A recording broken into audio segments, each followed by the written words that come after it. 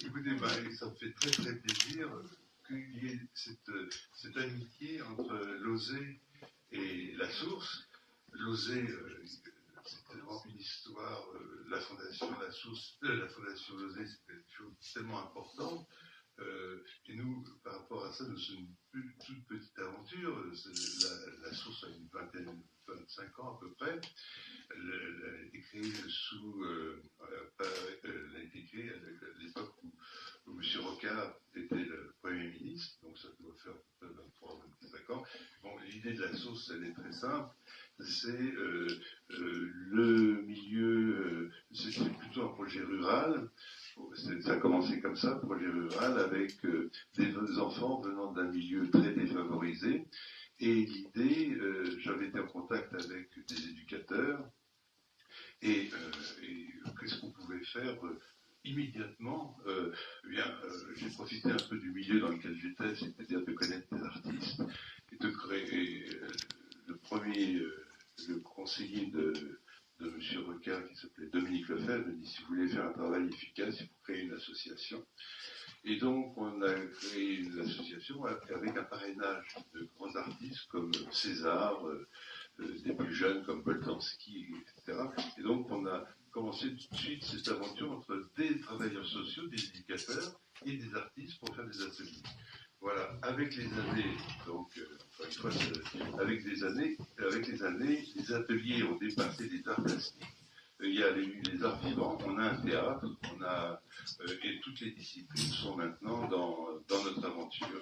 Alors, le propre de la source, en fait, finalement, c'est l'apport, les contacts qu'on a avec les artistes de toute tendance, que ce soit des comédiens, même les arts culinaires. On a eu des chefs comme Girard qui sont venus faire des ateliers à la source.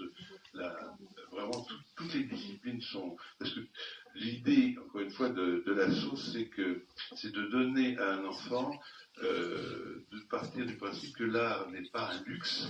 L'art, c'est pas quelque chose d'exceptionnel. L'art, c'est ce qui devrait être donné à n'importe quel enfant pour son équilibre, pour son bien-être, pour le sens de sa responsabilité.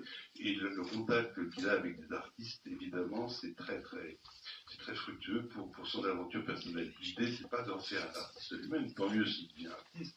Le but, c'est pas ça. Le but, c'est encore une fois de trouver qui puisse s'épanouir. Voilà, alors tout d'un coup, il y a des fondations, après ça s'est développé dans différents lieux, maintenant on a 5 lieux, il y a même encore des projets actuellement qui se font, est-ce que ça va aboutir avec, là, plus un département psychiatrique qui est en train de travailler avec l'Hôtel-Dieu.